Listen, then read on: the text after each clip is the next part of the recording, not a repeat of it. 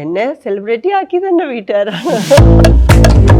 ഞങ്ങൾക്ക് ഭയങ്കര റിഫ്രഷിംഗ് ആണ് എപ്പോഴും മാമിന്റെ മുഖം. 13-14 വയസ്സൊക്കെ ആകുമ്പോഴാണ് നമ്മുടെ വിധം മാറി ഇങ്ങനെയൊന്നും പോരാന്നൊക്കെ പറയും. മാം ഇപ്പോഴും ഫിറ്റ്നസ് ആയിട്ട് മെയിൻറ്റെയിൻ ചെയ്യുന്ന ഡാൻസ് തന്നെയാണോ? മെയിനായിട്ട് ഡാൻസ് ആണ്. ജനനം തൊട്ടേ വെജിറ്റേറിയൻ ആണ്, ഞാൻ നോൺ വെജ് കഴിക്കാറില്ല. First in front of camera ചെയ്തായിരുന്നു. അടുത്ത ആഴ്ച വരുമ്പോൾ പറയും ഞങ്ങൾ കണ്ടു miss Vidya, we saw you on YouTube, we saw you were in movies ഒക്കെ പറഞ്ഞിട്ട് വരും. ഈ കാലഘട്ടത്തിലൊക്കെ നല്ല സിനിമ ഓഫറുകളൊക്കെ ഉണ്ടായിരുന്നു ശരിക്കും. അഗൈൻ സോഷ്യൽ മീഡിയ ഉള്ളത് കൊണ്ട് ആളുകൾക്ക് എല്ലാ വിശേഷങ്ങളും അറിയാം. ഡാൻസിന് ഇമ്പോർട്ടൻസ് ഉള്ള കുറെ സ്ക്രിപ്റ്റ്സ് വരാറുണ്ട്. ബേസിക്കലി എൻ്റെ PR വർക്ക് എൻ്റെ അച്ഛനാണ് ചെയ്തുകൊണ്ടിരുന്നത്. ഒരു സ്റ്റേജിൽ ഞാൻ എന്തെങ്കിലും പുതിയതായിട്ട് അവതരിപ്പിക്കുമ്പോൾ ഇത് അവതരിപ്പിച്ചു എന്ന് പറയുമ്പോൾ അത് നന്നായി എന്ന് പറയണം, അതൊക്കെ എനിക്ക് ഇഷ്ടമാണ്. Hi hello viewers, welcome to your show untold with Ajin. ഇന്ന് നമ്മുടെ ഇവിടെ കുറച്ച് അൺടോൾഡ് സ്റ്റോറീസ് പറയാനുള്ളത്. മലയാളികൾക്ക് മടുക്കാത്തൊരു മുഖത്തിൻ്റെ ഒരു ശരിക്കും പറഞ്ഞ ഒരു പര്യായം നമുക്ക് പറയാം. So let me welcome Divya Unni. So ma'am welcome. മാമിൻ്റെ ഒരു കരിയർ ഉണ്ടല്ലോ, ഈ സിനിമയും ആർട്ടും ഡാൻസൊക്കെ എല്ലാം കൂടെ മിക്സ് ചെയ്തൊരു കരിയർ. ശരിക്കും എന്തൊക്കെ പഠിപ്പിച്ചിട്ടുണ്ട് ആ കരിയർ ലൈഫിലേക്ക്? ലൈഫ് തന്നെ എന്താ പറയുക, ഒരു സെറ്റ് ഓഫ് പഠനങ്ങളായിരുന്നു. ഞാൻ ഇപ്പോഴും പഠിച്ചുകൊണ്ടിരിക്കുകയാണ്. അങ്ങനെ എടുത്തെടുത്ത് പറയാൻ പറ്റില്ല, പക്ഷേ ഒരിക്കലും ഞാൻ എൻ്റെ ലൈഫും ആർട്ടും സെപ്പറേറ്റ് ആയിട്ട് കാണേണ്ട ഒരവസ്ഥ വന്നിട്ടില്ല. രണ്ടും കൂടെ ഒന്നിച്ചാണ് ഒഴുകിക്കൊണ്ടിരിക്കുന്നത്. ഈ പണ്ട് ഞാൻ കേട്ടിട്ടുണ്ട് ഈ കോളേജും സിനിമയും ഒരുമിച്ച് ആയിരുന്നു ഹാൻഡിൽ ചെയ്തുകൊണ്ടിരുന്നത്. ഇപ്പൊ എങ്ങനെയാ പേഴ്സണലും പ്രൊഫഷണലും എങ്ങനെയാ ഒരുമിച്ച് കൊണ്ടുപോണേ? ഇപ്പോഴാണ് ആക്ച്വലി കൂടുതൽ ചാലഞ്ചിങ്. നല്ലതാണ് സോഷ്യൽ മീഡിയ വന്നപ്പോൾ, പക്ഷെ അതിൻ്റെ ഒരു റെസ്പോൺസിബിലിറ്റിയും കൂടെ നമുക്ക് വന്നു. സോ നമുക്ക് എപ്പോഴും നമ്മൾ ചെയ്യുന്നത് മതിയോ എന്നുള്ള ഒരു ഫിയർ ഉണ്ട്. കാരണം നമുക്കൊരു ലോകം തന്നെ ചെറുതായി നമ്മുടെ കയ്യിൽ ഒതുങ്ങുന്ന പോലെ ആണ് സോഷ്യൽ മീഡിയയുടെ എഫക്റ്റ്. അങ്ങനെയാണ്. അപ്പം നമുക്ക് ഈച്ച് ആൻഡ് എവറി എന്താ പറയുക, നമ്മുടെ സോഷ്യൽ മീഡിയ ഫാമിലിയോട് ഒരു കണക്ഷൻ തോന്നും. അപ്പോൾ അങ്ങനെ കണക്ഷൻ തോന്നുമ്പോൾ നമുക്ക് അവരോടൊരു റെസ്പോൺസിബിലിറ്റി തോന്നും. അപ്പോൾ ഉദാഹരണത്തിന് ഇപ്പോൾ ഞാനൊരു പ്രോഗ്രാം ചെയ്യാനായിട്ടൊരു സിറ്റിയിലേക്ക് പോവുകയാണെങ്കിൽ, അവിടെ ഉള്ളവരെയൊക്കെ അറിഞ്ഞോ, അവിടെ നിന്നൊക്കെ മെസ്സേജസ് വന്നിട്ടുണ്ടെങ്കിൽ അയ്യോ അവരൊക്കെ അറിഞ്ഞു കാണുമോ, അവരിലേക്ക് മെസ്സേജസ് എത്തി കാണുമോ, അപ്പൊ അതിന് വേണ്ടിയിട്ട് ഒരു ഇൻവിറ്റേഷൻ വീഡിയോ എടുക്കുക, അല്ലെങ്കിൽ അവരിലേക്ക് മെസ്സേജ് എത്തിക്കുക. എന്താ പറയുക, ആ ഒരു പ്രോഗ്രാമിന് വേണ്ടിയിട്ടുള്ള PR, അതായത് നമ്മളെ എപ്പോഴെങ്കിലും നമ്മളുടെ യാത്രകളിൽ, അതായത് നമ്മുടെ കലാജീവിതത്തിൽ നമ്മൾക്ക് ഒരു നല്ല വാക്കായോ ഇത് ഞാൻ കണ്ടുകൊണ്ട് എപ്പോഴെങ്കിലും എനിക്ക് കാണാൻ ആഗ്രഹമുണ്ടെന്ന് പറഞ്ഞിട്ട് ഇപ്പോൾ ഒരു മെസ്സേജോ അങ്ങനെ എന്തെങ്കിലും വന്നിട്ടുണ്ടെങ്കിൽ അവരിലേക്ക് ഞാൻ അവിടെ എത്തുന്നു എന്നുള്ള കാര്യം അവരിലേക്ക് എത്തിയോ എന്ന് അറിയാനുള്ള സോ അതിനൊരു പോസിറ്റീവ് സൈഡാണ് അത്. നമ്മളെ ഇഷ്ടപ്പെടുന്നവരിലേക്ക് നമുക്ക് എത്താനായിട്ട് കൂടുതൽ ഒരടി കൂടെ നമ്മൾ പ്രയത്നിക്കാനായിട്ട് നമ്മളെ പ്രേരിപ്പിക്കുന്നു എന്നുള്ളത്. അതിൻ്റെ കൂടെ തന്നെ ആഡഡ് റെസ്പോൺസിബിലിറ്റി ആണ്. സോ അതാണിപ്പോൾ പേഴ്സണൽ ആൻഡ് പ്രൊഫഷണൽ ലൈഫിലെ ആഡഡ് റെസ്പോൺസിബിലിറ്റി എന്ന് പറയുന്നത് അതാണ്. പക്ഷെ അത് എൻജോയ് ചെയ്യുന്നു. ഞാൻ നേരത്തെ ഇന്റർവ്യൂവിൽ പറഞ്ഞല്ലോ, ആളുകൾക്ക് മടുക്കാത്തൊരു മുഖം എന്നുണ്ടെങ്കിൽ അതിൻ്റെയൊക്കെ അവിടെയൊക്കെ പ്ലേസ് ചെയ്യാൻ പറ്റുന്ന ആളാണ്. അപ്പോൾ ഈ ശരിക്കും പറഞ്ഞാൽ പുതിയൊരു ഇനീഷ്യേറ്റീവ് എടുക്കുമ്പോൾ, ഇപ്പം ഇതൊരു പുതിയ ഇനീഷ്യേറ്റീവ് ആണ് ഈ ഡാൻസിൻ്റെ ഒക്കെ. 2004 ഡാൻസ് സ്കൂൾ തുടങ്ങിയപ്പോഴും അതൊരു പുതിയ ഇനീഷ്യേറ്റീവ് ആയിരുന്നു. ഇതിൻ്റെ ഒരു മോട്ടിവേഷൻ എന്തായിരുന്നു? നമുക്ക് ഗിന്നസിലേക്ക് പോവാം, 12,000 പേരെ നമുക്ക് ഒരുമിച്ച് ലൈനപ്പ് ചെയ്തു നമുക്ക് ഇങ്ങനത്തെ ഒരു പ്രോഗ്രാം ചെയ്യാം. ഇതിന്റെ ഇനിഷ്യേറ്റീവ് ഇല്ല, ഇതിന്റെ ഒരു ഫേസ് മാത്രമാണ് ഞാൻ. ഇതിന്റെ പിന്നിലെ പ്രയത്നിക്കുന്ന ടീം എന്ന് പറയുന്നത് മൃദംഗ വിഷൻ എന്ന് പറഞ്ഞ മാഗസീനും അതിന്റെ CEOs ആയിട്ടുള്ള എല്ലാവരും തന്നെയാണ്. മിസ്റ്റർ ഷമീരൻ, മിസ്റ്റർ നിഘോഷ്, അവരുടെ ഒരു വിഷനും നമ്മൾ സംസാരിച്ചിട്ട് അവരുടെ പ്ലാനിങ് ഒക്കെ ജനങ്ങളിലേക്ക് ഞാൻ സോഷ്യൽ മീഡിയ വഴി ഞാൻ എത്തിക്കുന്നു. കൂടാതെ തീർച്ചയായിട്ടും അതിൻ്റെ കൊറിയോഗ്രാഫി ഞാനാണ് ചെയ്തിരിക്കുന്നത്. അപ്പോൾ അതിൻ്റെ ഒരു ഭാഗമാണ് എന്നേ ഉള്ളൂ. അല്ലാണ്ട് ഇത് എൻ്റെ ഒരു ഇനിഷ്യേറ്റീവ് അല്ല. ഇത് ആക്ച്വലി കേരളം ഒന്നിച്ച് വന്നിരിക്കുന്നത്. കേരളം എന്നും പറയാൻ പറ്റില്ല. ആക്ച്വലി നമ്മുടെ ഡാൻസേഴ്സ് എല്ലാവരും യുണൈറ്റഡ് ആയിട്ട് വന്നിരിക്കുന്ന ഒരു എല്ലാവരുടെയും ഒരു കൂട്ടായിട്ടുള്ള ഒരു ശ്രമത്തിന്റെ ഭാഗമാണിത്. ഈ ശരിക്കും പറഞ്ഞാലേ ഇപ്പം ഒരു ആക്ടറായിട്ട് നിൽക്കുമ്പോൾ ഈ ഫസ്റ്റ് സ്റ്റേജും ഫസ്റ്റ് ക്യാമറ എക്സ്പീരിയൻസ് ഒക്കെ ഭയങ്കര മാറ്റേഴ്സ് ആണല്ലോ. ഫസ്റ്റ് സ്റ്റേജ് ഓർമ്മയുണ്ട് ഇപ്പോൾ? തീർച്ചയായിട്ടും. ആദ്യമായിട്ട് ഇവിടെ കൊച്ചിൻ ഫ്ലവർ ഷോയിൽ ഒരു എന്താ പറയുക ശകുന്തളയുടെ ഫുൾ ഫ്ലവർ കൊണ്ടുള്ള കോസ്റ്റ്യൂമിൽ അതെനിക്ക് കൊച്ചിൻ ഫ്ലവർ ഷോയിൽ ഒരു 10 വർഷത്തോളം ഫ്ലവർ ക്വീനായിട്ട് അതിന് കോമ്പറ്റീഷൻ്റെ ഭാഗമായിട്ടുണ്ടായിരുന്നു. സോ അത് one of the first stages എൻ്റെ ഓർമ്മകളിലുള്ള. പിന്നെ ഞങ്ങളുടെ കുടുംബക്ഷേത്രത്തിൽ ആദ്യമായിട്ട് നൃത്തം ചെയ്തത്. അങ്ങനെ ഒരുപാട് ഓർമ്മകളുണ്ട്. First in front of camera ഏതായിരുന്നു? First time in front of camera ദൂരദർശന് വേണ്ടി ഒരു സീരിയലായിരുന്നു. ചെറുതായിരുന്നപ്പോൾ. അതെ. ഈ ശരിക്കും പറഞ്ഞു കഴിഞ്ഞപ്പോൾ കുറച്ചുകൂടെ കഴിയുമ്പോൾ നമ്മൾ ഇതിനെപ്പറ്റി കുറച്ചുകൂടെ കോൺഷ്യസ് ആവുമല്ലോ. ക്യാമറ അല്ലെങ്കിൽ നമ്മൾ ചെയ്യുന്ന ആർട്ട്, കുറച്ചുകൂടെ ആളുകൾ നമ്മൾ ചെയ്യുന്നതിൻ്റെ ആർട്ട്. ഇപ്പം ഭരതനാട്യം ആണെങ്കിലും അതിൻ്റെ ഒരു ഹിസ്റ്ററിയും കാര്യങ്ങളൊക്കെ നമ്മൾ പഠിച്ചു വരുമ്പോൾ നമ്മൾ റെസ്പോൺസിബിൾ. അത് ശരിക്കും എത്രമാത്രം ആർട്ടിനെ ഇവോൾവ് ആക്കിയിട്ടുണ്ട് മാമിന് ശരിക്കും? എനിക്ക് തോന്നുന്നു എന്നെ സംബന്ധിച്ച് ഇവോൾവിങ് സ്റ്റാർട്ടഡ് ഹാപ്പനിങ് ഞാൻ പഠിപ്പിച്ച് തുടങ്ങിയപ്പോഴാണ്. അതായത് അവിടെ അപ്പോഴാണല്ലോ നമുക്ക് കുറച്ചും കൂടെ നമ്മൾ പെർഫോം ചെയ്യുന്നു, ആളുകളുടെ അഭിപ്രായം നമ്മളിലേക്ക് എത്തുന്നു. മറ്റത് നമ്മൾ കുട്ടികൾ നമ്മുടെ അടുത്ത് നിന്ന് പഠിക്കാൻ വരികയും അവരുടെ ചോദ്യങ്ങൾക്ക് നമ്മൾ കറക്റ്റായിട്ടുള്ള ഉത്തരങ്ങൾ കൊടുക്കേണ്ട ആ ഒരു റെസ്പോൺസിബിലിറ്റി വന്നപ്പോഴാണ് കുറച്ചും കൂടി അതിലേക്ക് ശ്രദ്ധയും എങ്ങനെ ഇവർക്കിത് മനസ്സിലാവുന്ന രീതിയിൽ അവതരിപ്പിക്കാം ഈ കാര്യങ്ങൾ, അങ്ങനത്തെയൊക്കെ ചിന്തകൾ വരുമ്പോഴാണ് ഓട്ടോമാറ്റിക്കലി നമ്മൾ അറിഞ്ഞുകൊണ്ടും അറിയാതെയും ആ ഒരു ഇവോൾവിങ് ആരംഭിച്ചത്. ശരിക്കും ഫസ്റ്റ് ചലഞ്ച് എന്തായിരുന്നു ആ സമയത്തൊക്കെ ഡാൻസ് സ്കൂൾ? ചാലഞ്ച് ആദ്യത്തെ കുറേ വർഷങ്ങളിൽ പഠന രീതിയുടെ വ്യത്യാസം തന്നെയായിരുന്നു. കാരണം ഇവിടെ വളരെ സ്ട്രിക്റ്റ് ആയിട്ടുള്ള ഒരു ടീച്ചർ എന്ന് പറഞ്ഞാൽ വളരെ സ്ട്രിക്റ്റ് ആയിട്ട് നിൽക്കണം. അച്ചടക്കം, ആദ്യത്തെ വാക്ക് അച്ചടക്കം, പിന്നെ പരിശ്രമം, അതൊക്കെ തന്നെയാണല്ലോ നമ്മൾ എല്ലാവരും സ്ട്രിക്റ്റ് ആയിട്ടുള്ള ടീച്ചേഴ്സ്. പക്ഷെ അവിടുത്തെ ഒരു അപ്രോച്ച് ഫ്രണ്ട്ലി ടീച്ചേഴ്സാണ്.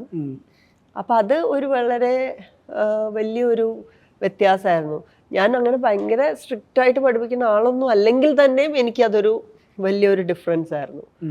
അപ്പോൾ അതൊന്ന് ടോൺ ഡൗൺ ചെയ്യാനായിട്ട്, അതായത് പറയുന്ന രീതിയും കാര്യങ്ങളൊക്കെ. പിന്നെ ബ്ലാങ്ക് സ്ലേറ്റിലാണ് കുട്ടികളെ നമുക്ക് കിട്ടുന്നത്. അതായത് ഇവിടെ ഇപ്പോൾ ഒരു 1ാം ക്ലാസ്സിൽ പഠിക്കുന്ന കുട്ടിയാണെങ്കിൽ പോലും എന്തെങ്കിലും ഒരു ടെക്സ്റ്റ് ബുക്കിലെങ്കിലും ഒരു രാമൻ്റെ അല്ലെങ്കിൽ കൃഷ്ണൻ്റെ അല്ലെങ്കിൽ ഭരതനാട്യത്തിൻ്റെയോ എന്തെങ്കിലും ഉത്സവങ്ങളുടെയോ എന്തിനെ പറ്റിയെങ്കിലും ഒരു ബാക്ക്ഗ്രൗണ്ട് ഉണ്ടാവും. പക്ഷെ അവിടുത്തെ കുട്ടികൾക്ക് അങ്ങനെ ഇല്ല. സോ അവർക്ക് പറഞ്ഞു കൊടുക്കുമ്പോൾ തന്നെ നമുക്ക് ആദ്യം തൊട്ടേ പറഞ്ഞു കൊടുക്കണം. അതായത് ഈ ക്യാരക്ടർ തന്നെ നമ്മൾ ഇൻട്രൊഡ്യൂസ് ചെയ്ത് കൊടുക്കണം. സോ അത് ഡിഫറെൻ്റ് ആയിരുന്നു എനിക്ക്. അപ്പം ഞാൻ വരയ്ക്കുന്ന ചിത്രമാണ് അവർക്ക് ഓരോ ക്യാരക്ടേഴ്സും, അതായത് ഇപ്പോൾ നമ്മളുടെ മഹാഭാരതത്തിലെ രാമായണത്തിലെ കഥാപാത്രങ്ങൾ തൊട്ട് നമ്മുടെ ഉത്സവങ്ങൾ വരെ, ഓണം വിഷു വരെ ഞാൻ പകർന്നു കൊടുക്കുന്ന ചിത്രമാണ് അവരുടെ മനസ്സിൽ ആദ്യമായിട്ട് പതിയുന്നത്. അതൊരു ഭയങ്കര റെസ്പോൺസിബിലിറ്റി അല്ലേ. ശരി, അവർക്കറിയോ മാം ഇതിലൊരു സ്റ്റാറാണ് മാം, ശരിക്കും പറഞ്ഞു കഴിഞ്ഞാൽ ഒരു ഭയങ്കര സെലിബ്രേറ്റഡ് ആർട്ടിസ്റ്റ് ആയിരുന്നു എന്നൊക്കെ ഉള്ളത്? ജോയിൻ ചെയ്ത് കഴിഞ്ഞ് അപ്പോൾ ആദ്യത്തെ ആഴ്ച വന്ന് ജോയിൻ ചെയ്യും, അടുത്ത ആഴ്ച വരുമ്പോൾ പറയും ഞങ്ങൾ കണ്ടു miss Divya, we saw you on YouTube, we saw you were in movies എന്നൊക്കെ പറഞ്ഞിട്ട് വരും. അവരുടെ പാരൻസിന് അത് കുറച്ചുകൂടെ അവരുടെ പേരൻസിന് അറിയാം. അപ്പോൾ ഇവര് ആദ്യത്തെ ക്ലാസ്സിൽ വരുമ്പോൾ ജസ്റ്റ് ഒന്ന് ഇൻട്രോ കൊടുത്തിട്ട് കൊണ്ടുപോകും. പിന്നെ എന്നെ കണ്ടു കഴിഞ്ഞിട്ട് തിരിച്ചു പോയിട്ട് അവര് കുറച്ചും കൂടെയൊക്കെ നോളജ്, ഇതാണ് ടീച്ചർ ഇങ്ങനെയൊക്കെയാണ് എന്നൊക്കെ പറഞ്ഞിട്ട്, അപ്പൊ പിന്നെ തിരിച്ചു വന്നിട്ട് പറയും ഞങ്ങൾ കണ്ടു ടീച്ചറിനെ എന്നൊക്കെ പറയും. ഈ 1999 ആകാശഗംഗ വരുന്നത്. ഇപ്പോൾ this year we celebrate 25 years. അപ്പോൾ ഈ ഞാൻ ഇപ്പോഴും കാണുമ്പോഴത്തേക്കും അതിനൊരു ഹോണ്ടിങ് ഫീൽ ഉണ്ട് ആ സ്റ്റോറിക്കൊക്കെ. ശരിക്കും ആ സമയത്തൊക്കെ ഈ ബാക്ക് ടു ബാക്ക് സിനിമ ചെയ്യുന്ന സമയം കൂടിയാണല്ലോ. ഈ ആ ചെയ്യുന്ന കഥകളുടെ ഇന്റൻസിറ്റി എത്രത്തോളം മനസ്സിലാക്കിയിട്ടുണ്ടായിരുന്നു ആ സമയത്ത്? ഇല്ല, ഞാൻ ഇപ്പോൾ ഇതിനും നേരത്തെയും പറയായിരുന്നു, അങ്ങനെ കഥ കേട്ട് സ്ക്രിപ്റ്റ് പഠിച്ച് റീഡിങ് അങ്ങനത്തെ അതൊന്നും ഉണ്ടായിട്ടില്ല. ഞാൻ അഭിനയിക്കുന്ന സമയത്ത് അങ്ങനത്തെ ഒന്നും ഉണ്ടായിട്ടില്ല. കാരണം നമ്മൾ ഡയറക്ടേഴ്സ് പറയുന്നത് അഭിനയിക്കുന്നു, സ്ക്രിപ്റ്റ് എഴുതി വായിച്ചു തരും, അപ്പോൾ അത് നോക്കി പഠിക്കും. അന്ന് കുറേ ഡയറക്ടേഴ്സിന് പ്രോംപ്റ്റിംഗ് ഒന്നും താല്പര്യമില്ല. അപ്പം സ്ക്രിപ്റ്റ് തന്നെ ബൈ ഹാർട്ട് പഠിച്ച് നമ്മൾ പറയും. അങ്ങനെയൊക്കെ തന്നെ, അല്ലാണ്ട് അതിന് വേണ്ടി ഒരു പ്രിപ്പറേഷനോ. തീർച്ചയായിട്ടും ആകാശഗംഗയ്ക്ക് ഇപ്പോൾ ലെൻസ് അല്ലെങ്കിൽ അതിൻ്റെ മേക്കപ്പ് ട്രയൽ അങ്ങനത്തെയൊക്കെ കാര്യങ്ങളുണ്ടായിരുന്നു. അത് അങ്ങനെ ഒരു മൂവി ആയതുകൊണ്ട്. അതല്ലാണ്ട് വേറെ റീഡിങ് അല്ലെങ്കിൽ പ്രിപ്പറേഷൻ അങ്ങനത്തെ ഒന്നും ഉണ്ടായിട്ടില്ല. മിസ് ഔട്ട് ചെയ്ത സിനിമകൾ പിന്നെ എപ്പോഴെങ്കിലും ഹിറ്റായിട്ട് പിന്നെ ടി വിയിലൊക്കെ കാണുമ്പോഴത്തേക്ക് ഫീൽ ചെയ്തിട്ടുണ്ട് എന്തെങ്കിലും? ദൈവം സഹായിച്ച് അങ്ങനെ ഡേറ്റ് ക്ലാഷ് കൊണ്ടോ അങ്ങനെ ഒന്നും വലിയ എനിക്ക് അങ്ങനെ നഷ്ടപ്പെട്ടതായിട്ട് ഒന്നും വന്നിട്ടില്ല. എന്നിലേക്ക് വന്നേക്കണതൊക്കെ എനിക്ക് ചെയ്യാൻ പറ്റിയിട്ടുണ്ട്. ഈ ശരിക്കും പറയാലോ, ഇപ്പൊ ഒരു ആർട്ടിസ്റ്റായിട്ട് നിൽക്കുമ്പോഴത്തേക്ക് ഈ പബ്ലിക് ലൈഫും ഭയങ്കര ഇതാണല്ലോ. എവിടെയെങ്കിലും പോകുമ്പോൾ ആളുകൾ വരിക, ഫോട്ടോ എടുക്കുക. ഇപ്പം പുറത്താണെങ്കിലും അത്ര ഇമ്പാക്റ്റ് ഇല്ലെങ്കിലും പക്ഷെ എന്നാലും മലയാളികളില്ലാത്ത സ്ഥലങ്ങളില്ല നമ്മൾ പറയും. തിരിച്ച് മാം ഇവിടെ വെക്കേഷൻസ് വരുമ്പോഴെങ്കിൽ ഈ ട്രാവലും ഈ റാപ്പോയൊക്കെ മാം എങ്ങനെ ഈ കാലഘട്ടം അപ്പോൾ ആളുകളൊന്ന് ചോദിക്കുന്നത് ഇപ്പം സിനിമ ചെയ്യാത്ത എന്നായിരിക്കും ഞങ്ങൾക്ക് ഇനി സിനിമയിൽ കാണാൻ പറ്റുക എന്നൊക്കെ ചോദിക്കുമ്പോൾ മാമിനെ ഫീൽ ചെയ്യുന്നത് എന്തായിരിക്കും? അപ്പോൾ അഗൈൻ സോഷ്യൽ മീഡിയ ഉള്ളത് കൊണ്ട് ആളുകൾക്ക് എല്ലാ വിശേഷങ്ങളും അറിയാം. ആൻഡ് ഞാൻ ഭയങ്കര ആക്റ്റീവാണെന്ന് അവകാശപ്പെടാൻ പറ്റില്ല. എന്നാലും ഞാൻ കഴിയുന്ന സന്തോഷങ്ങളും എന്താ പറയുക ജീവിതത്തിൽ നടക്കുന്ന കാര്യങ്ങളും ഒക്കെ ഞാൻ അറിയിക്കാറുണ്ട്. സോഷ്യൽ മീഡിയ വഴി ഞാൻ പങ്കുവെക്കാറുണ്ട്. എനിക്കിഷ്ടമാണ് അങ്ങനെ അതൊരു പോസിറ്റിവിറ്റി തരും. അതായത് ആളുകൾ ഇപ്പോൾ കുട്ടികളുടെ പിറന്നാളിന് ആശംസകൾ തരുന്നത്, അല്ലെങ്കിൽ ഇപ്പോൾ ഒരു സ്റ്റേജിൽ ഞാൻ എന്തെങ്കിലും പുതിയതായിട്ട് അവതരിപ്പിക്കുമ്പോൾ ഇത് അവതരിപ്പിച്ചു എന്ന് പറയുമ്പോൾ അത് നന്നായി എന്ന് പറയണം. അതൊക്കെ എനിക്കിഷ്ടമാണ്. അപ്പോൾ അതൊക്കെ കൊണ്ട് ആളുകൾക്ക് ഓൾറെഡി അറിയാം. അപ്പൊ അങ്ങനെ പ്രത്യേകിച്ച് എങ്ങനെയാന്ന് ചോദിക്കാൻ, ഇപ്പൊ ആളുകൾ വരുമ്പോ അവിടെ പരിപാടി ഉണ്ടായിരുന്നു അല്ലേ, അവിടുന്ന് വരികയാണ് അല്ലേ, അല്ലെങ്കിൽ മോള് സ്കൂളിൽ പോയി തുടങ്ങിയില്ലേ, അങ്ങനെയൊക്കെയാണ്. ഓൾറെഡി ഇങ്ങോട്ട് എനിക്ക് കിട്ടുന്ന ഇപ്പോഴത്തെ റെസ്പോൺസസ് ഒക്കെ അതാണ്. ഈ ശരിക്കും പറഞ്ഞു കഴിഞ്ഞാൽ ഇതിന്റെ അനൗൺസ്മെന്റിൽ, ഡാൻസ് ഇവന്റിന്റെ അനൗൺസ്മെന്റ് കഴിഞ്ഞപ്പോ തൊട്ട് ആളുകൾ ഭയങ്കര അധികം വെയിറ്റിംഗ് ആയിരുന്നു. മാമിനൊന്ന് കണ്ടാൽ മതി എന്ന് പറയണവരുണ്ടാവുമല്ലോ, ജസ്റ്റ് ഒന്ന് കണ്ടാൽ മതി. അപ്പൊ ഈ കിട്ടുന്ന ഫീഡ്ബാക്കുകൾ ശരിക്കും ഇവന്റിന് പ്രഷർ ആക്കുന്നുണ്ടോ കുറച്ചൊക്കെ? ഇല്ല, ആക്ച്വലി ഇവന്റ് കാണുവാനായിട്ട്, അതായത് ഇതൊരു വളരെ വ്യത്യാസമായിട്ടുള്ള ഇവന്റ് ആണല്ലോ. ഇത്രയും നമ്പർ ഓഫ് ഡാൻസേഴ്സ്, ഇത്രയും ഹാൻഡ്സ്, ഫീറ്റ്, മൈൻഡ് എല്ലാം ഒരേ താളത്തിൽ ചലിക്കുന്ന ഒരു സംഭവം എന്ന് പറയുന്നത് നമ്മൾക്കത് എൻവിഷൻ ചെയ്യാനും അതെങ്ങനെയാണ് എന്നുള്ളത് ആലോചിക്കുമ്പോൾ തന്നെ നമുക്ക് ഒരു ഗൂസ് ബംപ് മൊമെന്റ് ആണത്. അപ്പോൾ അതിൻ്റെ ഒരു ഉത്സാഹമാണ്, ആ ഒരു ആവേശമാണ് ആളുകളിൽ എനിക്ക് കാണാൻ കഴിയുന്നത്. ഒരു ഇംപേഷ്യൻസിനെ കാട്ടിലും ഇങ്ങനെ എന്താ പറയുക, ആകാംക്ഷയോടെ ഉറ്റുനോക്കുന്ന ഒരു ഫീലിംഗ് ആണ് എനിക്ക് കിട്ടിക്കൊണ്ടിരിക്കുന്നത്. പിന്നെ ഓഫ് കോഴ്സ് വലിയ പാട്ടാണ്, നല്ല പാട്ടാണ്. അപ്പം അതിൻ്റെ പഠനത്തിൻ്റെ എന്താ പറയുക, ഇപ്പം എൻ്റെ സ്റ്റുഡൻസ് തന്നെ അത് പഠിക്കാനായിട്ടുള്ള ഒരു പ്രിപ്പറേഷനും അതിൻ്റെയൊക്കെ കാര്യത്തിലാണ് ഫോക്കസ് പോയിക്കൊണ്ടിരിക്കുന്നത് ഇപ്പോൾ. ഈ ശരിക്കും പറഞ്ഞ മാം പ്രോപ്പർ കൊച്ചി ഗേൾ ആണല്ലോ ശരിക്കും പറഞ്ഞ, ബോൺ ഇൻ കൊച്ചി അല്ലെങ്കിൽ studied in saint Teresa's, communicate English. അപ്പോൾ ഈ ശരിക്കും ആ ടൈമിലൊക്കെ ചൈൽഡ്ഹുഡും കാര്യങ്ങളൊക്കെ you have any Kochi memories ഉണ്ടായിരുന്നു ആ സമയത്ത്? എല്ലാ മെമ്മറീസും ഇവിടെ തന്നെയാണല്ലോ. ഞാൻ ജനിച്ചത് എറണാകുളത്താണ്. പലർക്ക് അറിയില്ലെന്ന് തോന്നുന്നല്ലേ? ആണോ? ജനിച്ചത് എറണാകുളത്താണ്, വളർന്നത് ഇവിടെയാണ്, ഇപ്പോഴും ഇവിടെ തന്നെയാണ്. ഞാൻ വന്നാൽ ഞാൻ അങ്ങനെ റീലൊക്കേറ്റോ അങ്ങനത്തെ ഒന്നും നടന്നിട്ടില്ല. ഇവിടുന്ന് US ഹ്യൂസ്റ്റണിൽ തന്നെയാണ് ഞാൻ പോയപ്പോൾ തൊട്ട് ഹ്യൂസ്റ്റണിലാണ്. എല്ലാം എൻ്റെ കരിയറിലാണെങ്കിലും ഞാൻ അങ്ങനെ ഒരു ബ്രേക്ക് എടുത്തിട്ടല്ല എൻ്റെ സ്കൂളിംഗ് കംപ്ലീറ്റ് ചെയ്തത്. ഞാൻ 10ാം ക്ലാസ്സിൽ പഠിക്കുമ്പോൾ കല്യാണ സൗന്ദര്യം ചെയ്തു. അതിനുശേഷം പ്രീ ഡിഗ്രിയും ഡിഗ്രിയും ഒക്കെ നടക്കുന്ന സമയത്ത് ഞാൻ സിനിമയും ചെയ്തിരുന്നു, ഇതും പഠനവും തുടർന്ന് കൊണ്ടുപോയിരുന്നു. അപ്പോൾ വളരെ എന്താ പറയുക, ലിങ്ക്ഡ് ആണ് എറണാകുളമായിട്ട് എൻ്റെ ലൈഫ്. ഈ കാലഘട്ടത്തിലൊക്കെ നല്ല സിനിമ ഓഫറുകളൊക്കെ ഉണ്ടായിരുന്നു ശരിക്കും? ഈ ഒരു ബ്രേക്ക് US സെറ്റിൽ ചെയ്ത സമയത്ത് ഓഫേഴ്സ് വന്നിട്ടുണ്ട്. പക്ഷേ ആദ്യത്തെ കുറേ വർഷങ്ങൾ അവിടെ ഡാൻസ് സ്കൂളും സെറ്റപ്പും കാര്യങ്ങളും ഒക്കെ ആയിട്ട്, പിന്നീട് ഇപ്പം നേരത്തെ ചോദിച്ച സിനിമകൾ വന്നപ്പോൾ ഡേറ്റ് ക്ലാഷ്, അതൊക്കെ അവിടെ പോയതിന് ശേഷമാണ് ആക്ച്വലി കരിയറിൽ ഉണ്ടായിരുന്നപ്പോൾ ആക്റ്റീവ് ആയിട്ടുള്ളപ്പോഴല്ല, പിന്നീട് അവിടെ നിന്ന് ഇങ്ങോട്ട് വന്ന് അഭിനയിച്ച് പോകാനായിട്ടുള്ള ആ ഒരു ഗ്യാപ്പ് അപ്പോഴാണ് സംഭവിച്ചിട്ടുള്ളത്. ഈ കാലഘട്ടത്തിലൊന്നും വന്നു പോസ്റ്റ് കോവിഡിലും മാം ഇടയ്ക്ക് ഇങ്ങോട്ട് വരുന്ന ആ ട്രാവലിലൊന്നും സിനിമ ഓഫറുകൾ അങ്ങനെ ഡിസ്കഷൻസ് ഉണ്ടായിട്ടില്ല? ഉണ്ടായിട്ടുണ്ട്. അതെ, അതാ ഞാൻ പറഞ്ഞത്, അവിടേക്ക് മാറിയതിന് ശേഷമാണ് ചെയ്യാൻ പറ്റാണ്ടും ഡേറ്റ് വർക്ക് ഔട്ട് ആവാണ്ടും ഒക്കെ സിനിമകൾ മാറ്റിവെക്കേണ്ടി വന്നിട്ടുള്ളത്. ഇപ്പൊ ഉണ്ടോ എന്തെങ്കിലും കറന്റ്ലി? അങ്ങനെ പറയാനായിട്ടുള്ളതൊന്നും ആയിട്ടില്ല. ഈ ചില ആളുകൾക്ക് ഭയങ്കര ഒരു ഫാൻ ബോയ് മൂവ്മെന്റ് ഒക്കെ ഉണ്ടാവില്ല. മാമിന് ആക്ച്വലി ഒരു ഭയങ്കര ഡാൻസിന് ഭയങ്കര ഇമ്പോർട്ടൻസ് ഉള്ള സിനിമയിലൊക്കെ വന്ന് പ്രസന്റ് ചെയ്യാം, കാരണം മാം ഭയങ്കര ബെസ്റ്റ് ആണെന്ന് അറിയാതില് അങ്ങനെ കഥകൾ ശരിക്കും വന്നിട്ടുണ്ട്. ഡാൻസിന് ഭയങ്കര ഇമ്പോർട്ടൻസ് ഉള്ള കുറെ സ്ക്രിപ്റ്റ്സ് വരാറുണ്ട്, സോഷ്യൽ മീഡിയ വഴി വരാറുണ്ട്. ഡാൻസിന് ഇമ്പോർട്ടൻസ് കൊടുത്തിട്ടുള്ള, അതായത് ഡാൻസ് എലമെന്റ് ഒരുപാട് ഇൻക്ലൂഡ് ചെയ്തിട്ടുള്ള സ്ക്രിപ്റ്റ്സ്, അല്ലെങ്കിൽ അങ്ങനെ എഴുതിയാൽ ചെയ്യുമോ, അങ്ങനത്തെ ഒക്കെ ചോദ്യങ്ങൾ വരാറുണ്ട്. ഈ ശരിക്കും പറയാം ഇപ്പൊ ഈ മാം ശരിക്കും പറഞ്ഞ മാം സെലിബ്രിറ്റി എന്ന് വീട്ടുകാർ റിയലൈസ് ചെയ്യണ മൂവ്മെന്റ് എവിടെയായിരുന്നു? മാം ആക്ച്വലി സെലിബ്രിറ്റി ആയെന്ന് വീട്ടുകാർ റിയലൈസ് ചെയ്യണ മൂവ്മെന്റ്? അങ്ങനെയില്ല, അവരല്ലേ സെലിബ്രിറ്റി ആക്കണത്, അവരുടെ പ്രയത്നം കൊണ്ടാണല്ലോ. അല്ലെങ്കിൽ ഇപ്പൊ ഞാനങ്ങനെ ഒരു പെട്ടെന്ന് ഇപ്പോൾ സിനിമയിൽ ലീഡ് റോള് ചെയ്ത് അങ്ങനെ വന്നതല്ലല്ലോ.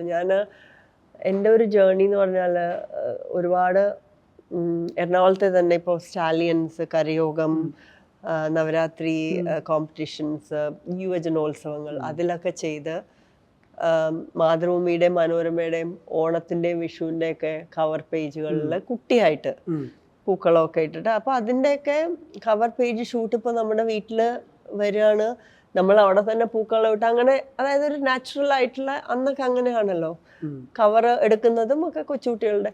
പിന്നെ മുത്തശ്ശി അങ്ങനത്തെ ഒക്കെ ബുക്സിന്റെ കവർ പേജിന് ഇതെല്ലാം അച്ഛനും അമ്മയാണ് പ്ലാൻ ചെയ്യുന്നതും അതിനു വേണ്ടിയുള്ള എഫേർട്ട് എടുക്കുന്നതും.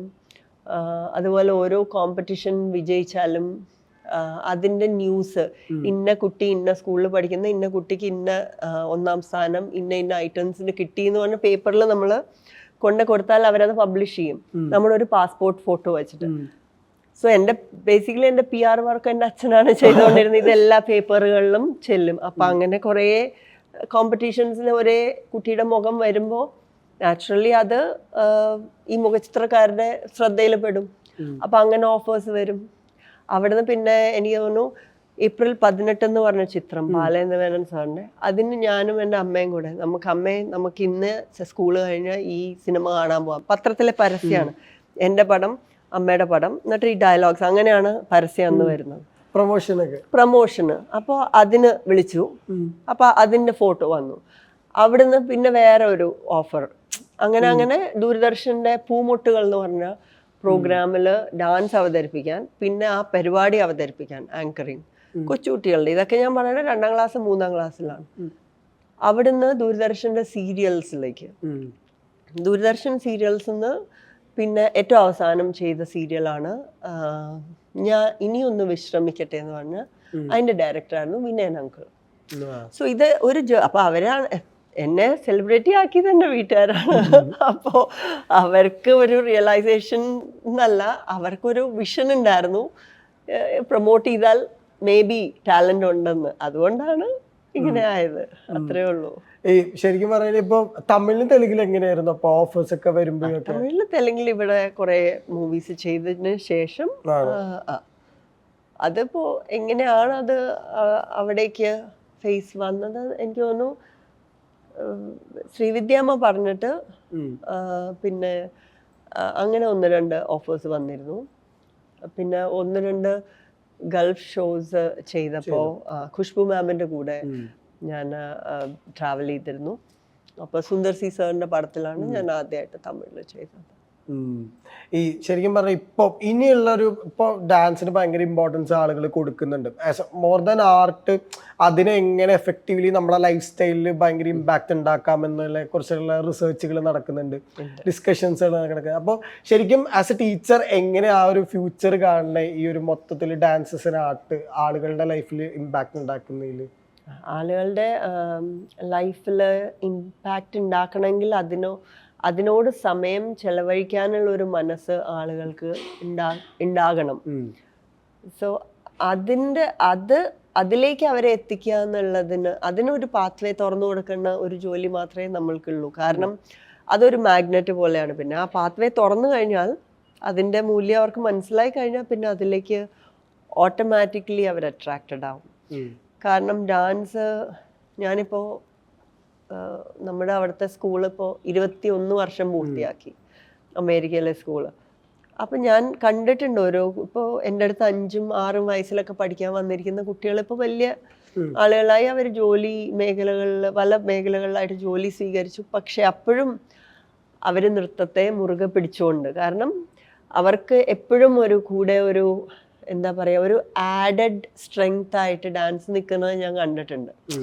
സോ നമുക്കിപ്പോൾ എൻ്റെ ലൈഫിനെക്കാട്ടിലും വേറൊരാളിൽ ആ ഒരു ഡിസിപ്ലിനും ആ ഒരു എന്താ പറയുക അതിൻ്റെ ഡാൻസ് കൊണ്ട് അവർക്ക് ലൈഫിൽ ഉണ്ടാവുന്ന ഒരു ഫങ്ഷണാലിറ്റിയും കാണുമ്പോഴാണ് ഞാൻ തന്നെ അത് റിയലൈസ് ചെയ്യുന്നത് ഇതിൻ്റെ ബെനിഫിറ്റ്സ്. ഈ പല സ്റ്റുഡൻസിനെയും കണ്ടിട്ടുണ്ടാവുമല്ലോ, പേഴ്സണലി അവരുടെ ഗ്രോത്തും അവരോട് ഫസ്റ്റ് കൊടുക്കുന്ന ഇൻസ്ട്രക്ഷൻ ഇതാണ്, നിങ്ങൾ കുറച്ചുകൂടെ ഡെഡിക്കേറ്റഡ് ആയിട്ട് ഇതിനെ അപ്രോച്ച് ചെയ്യണം എന്നുള്ള കാര്യത്തിൽ. ഇല്ല, നമ്മൾ ആദ്യം അങ്ങനെ കൊച്ചുകുട്ടികളെയൊക്കെ നമ്മൾ ആസ്വദിച്ച് തന്നെ അവർ ആസ്വദിച്ച് പഠിക്കണ രീതിയിൽ അവർക്ക് അതായത് ഇതിന് കുറേ റെപ്പിറ്റേഷൻ ഫേസസ് ഉണ്ട്. ഇപ്പോൾ ആദ്യം തന്നെ ആ മെയ്വഴക്കവും അടവുകളൊക്കെ ഉറയ്ക്കാനും ഒക്കെ ആയിട്ട് കുറേ നമ്മൾ ബേസിക്കലി ഇപ്പോൾ ഹാൻഡ് റൈറ്റിംഗ് നന്നാവണമെങ്കിൽ എഴുതി എഴുതി എഴുതി പഠിക്കണം എന്ന് പറയണ പോലെ അടവ് ശുദ്ധിയും അംഗശുദ്ധിയൊക്കെ വരണമെങ്കിൽ നമ്മൾ അതിനോടുകൂടെ സമയം എത്ര ചിലവാക്കുന്നു അത്രയും എന്താ ബ്രൈറ്റ് ആയിട്ട് വരും. അപ്പം അത് പക്ഷേ മൊണോട്ടണസുമാണ്. ഒരു 7 വയസ്സുള്ള കുട്ടി 8 വയസ്സുള്ള കുട്ടിക്കൊക്കെ അത് മൊണോട്ടണസ് ആണ്. അപ്പം അന്നേരം നമ്മൾ അവരെ ആസ്വദിച്ച് തന്നെ അവരുടെ ഒരു കൂടെ നിന്ന് ഫ്രണ്ട്ലി ആയിട്ട് 13-14 വയസ്സൊക്കെ ആകുമ്പോഴാണ് നമ്മൾ നമ്മുടെ വിധം മാറി ഇങ്ങനെ ഒന്നും പോരാന്നൊക്കെ പറയും. ഒറിജിനൽ ടീച്ചർ അപ്പോൾ ഒരു 13 തൊട്ട് അതൊരു ചെറിയ ഫേസ് ആണ്. ഒരു 3 വർഷമൊക്കെ അങ്ങനെ നിന്നാൽ പിന്നെ ഒരു 16 വയസ്സാകുമ്പോൾ അവർ തന്നെ അയ്യോ എനിക്കിങ്ങനെ ചെയ്യണം അങ്ങനെ ചെയ്യണം അവരിൽ ആഗ്രഹം വന്നോളും. മാം ഇപ്പോഴും ഫിറ്റ്നസ് ആയിട്ട് മെയിൻറ്റെയിൻ ചെയ്യുന്ന ഡാൻസ് തന്നെയാണോ? മെയിൻ ആയിട്ട് ഡാൻസ് ആണ്. ലൈഫ് സ്റ്റൈൽ ഞാൻ ബൈ ജനനം തൊട്ടേ വെജിറ്റേറിയൻ ആണ്. ഞാൻ നോൺ വെജ് കഴിക്കാറില്ല. വേറെ അങ്ങനെ പ്രത്യേകിച്ചൊന്നുമില്ല. ഇപ്പൊ കുറച്ച് സ്ട്രെങ്ത് ട്രെയിനിങ് ഒക്കെ ചെയ്യുന്നുണ്ട്. അതല്ലാണ്ട് ഡാൻസും അതൊക്കെ തന്നെ. യോഗയുണ്ട് കുറച്ച്. ഈ ശരിക്കും ഇതിലൊരു ഇനിഷ്യേറ്റീവില് മാമിന് ആക്ച്വലി ഏറ്റവും എക്സൈറ്റ് ചെയ്യിച്ചൊരു പോയിന്റ് എന്തായിരുന്നു? ഫസ്റ്റ് ബിഫോർ ഈ പറഞ്ഞ December 29th ഭയങ്കര വലിയൊരു ദിവസമായിരിക്കുമല്ലോ, അതിന്റെ തലേ ദിവസമൊക്കെ എങ്ങനെയായിരിക്കും മൈൻഡ് സെറ്റ് എന്നൊക്കെ ആലോചിച്ചിട്ടുണ്ടോ? ഇല്ല, അതിനെ കുറിച്ചൊന്നും ആലോചിച്ചിട്ടില്ല. ഇതൊരു ലോങ് ജേർണിയാണ്. ഞങ്ങൾ ഈ ജേർണി സ്റ്റാർട്ട് ചെയ്തത് ഏകദേശം ഒരു 6-8 മാസങ്ങളോളം നീണ്ടു നിന്ന ഒരു ജേർണിയാണ്. അപ്പോൾ ഇതിൻ്റെ സ്റ്റാർട്ട് തൊട്ട് ഞാൻ നേരത്തെ പറഞ്ഞ പോലെ mister Shameer and mister Nikosh അവരും പിന്നെ ഹ്യൂസ്റ്റണിൽ തന്നെയുള്ള മിസ്സസ് പൂർണിമ അവർ എല്ലാവരും നമ്മളെല്ലാവരും ഇങ്ങനെ ഒരുപാട് ഡിസ്കഷൻസ്, പിന്നെ ഓരോ സ്റ്റേജ് നമ്മളിത് ഒന്നിച്ച് ചിന്തിക്കാറില്ല. കാരണം ഇത് ഒന്നിച്ച് ചിന്തിച്ച് നമുക്ക് തന്നെ ഒരു അയ്യോ ഇത് എങ്ങനെയാണെന്നുള്ള രീതിയിലായോ. ഓരോ സ്റ്റെപ്പ് 1 സ്റ്റെപ്പ് 2 ആയിട്ടാണ് ചിന്തിച്ചത്. അപ്പോൾ സ്റ്റെപ്പ് 1 വാസ് ഇങ്ങനെ ഒരു കാര്യം ചെയ്യുന്നു എന്നുള്ള announcement. Step 2 was the creation of the song. അപ്പോൾ ആ സോങ് വാസ് എല്ലാവരും മാസ്റ്റേഴ്സ് ആണ് അത് ക്രിയേറ്റ് ചെയ്തിരിക്കുന്നത്. കൈതപ്രം സർ ആണെങ്കിലും ദീപാങ്കുരൻജി ആണെങ്കിലും അനൂപ് ജി ആണെങ്കിലും എല്ലാവരും. And then the song came out beautifully. അത് കേൾക്കുമ്പോൾ അതിൻ്റെ ഒരു ചെറിയൊരു ബിറ്റ് നമ്മൾ ഡാൻസ് ചാലഞ്ചായിട്ട് റിലീസ് ചെയ്തിരുന്നു. അത് ശരിക്കും നമ്മൾ കൈലാസത്തിലെത്തിയ ഒരു ഫീൽ തന്നെയാണ്, ശിവൻ്റെ നൃത്തത്തെ വർണ്ണിച്ചുകൊണ്ടുള്ളത്. And then the challenge was for me. അത് ഫുൾ കോറിയോഗ്രാഫ് ചെയ്ത് നമുക്കത് വീഡിയോ എടുത്ത് ഈ രജിസ്റ്റർ ചെയ്ത ആർട്ടിസ്റ്റുകളിലേക്ക് എത്തിക്കണമായിരുന്നു എല്ലാവരിലേക്കും. സോ അങ്ങനെ ഓരോ സ്റ്റേജസ് ആയിട്ട് നമ്മൾ കുറേ നാളായിട്ട് അതിൻ്റെ എന്താ പറയുക ഓരോ സ്റ്റെപ്പായിട്ട് ഇങ്ങനെ പോയിക്കൊണ്ടിരിക്കുകയാണ്. അപ്പം 29th വലിയ ദിവസം തന്നെയാണ്. പക്ഷേ ഐ തിങ്ക് നമ്മൾ പ്രിപ്പയർ ചെയ്തുകൊണ്ടിരിക്കുന്നു. ആൻഡ് ഒരു ആർട്ടിസ്റ്റ് ഫ്രണ്ട് സർക്കിളൊക്കെ ഉണ്ടാവുമല്ലോ, അവരുടെ നിന്നുള്ള ഫീഡ്ബാക്ക് ഒക്കെ എന്തായിരുന്നു മാം? സ്റ്റിൽ മെയിൻറ്റെയിൻഡ് ആണോ ആ സർക്കിളൊക്കെ? ശരിക്കും കുറേയൊക്കെ അതെ. സോ ഫീഡ്ബാക്ക് എപ്പോഴും പോസിറ്റീവ് തന്നെയായിരുന്നു. കാരണം അവരുടെ എന്താ പറയുക ഇത് കേരളത്തിലേക്ക് ഒരു റെക്കോർഡ് എത്തുന്നു, അതിനുവേണ്ടി നമ്മൾ ശ്രമിക്കുന്നു എന്നുള്ളത് എല്ലാവരും വളരെ എൻകറേജിങ് ആയിട്ട് തന്നെയാണ് നിൽക്കുന്നത്. അപ്പോൾ മാം എല്ലാവിധ ആശംസകളും നേരുന്നു. ഞാൻ നേരത്തെ പറഞ്ഞ പോലെ ഞങ്ങൾക്ക് ഭയങ്കര റിഫ്രഷിംഗ് ആണ് എപ്പോഴും മാമിന്റെ മുഖം. കാരണം എപ്പോഴും പറയുന്ന മലയാളികൾക്ക് മടുക്കാത്തൊരു മുഖം നമുക്ക് പറയാം. അപ്പോൾ ഈ പറഞ്ഞ പോലെ എല്ലാവിധ ആശംസകളും നേരുന്നു. അപ്പോൾ എത്രയും വേഗം സിനിമയിലൊക്കെ കാണാൻ സാധിക്കട്ടെ എന്ന് ആശംസിക്കുന്നു. അപ്പോൾ thank you for the timing. Thank you so much. Thank you.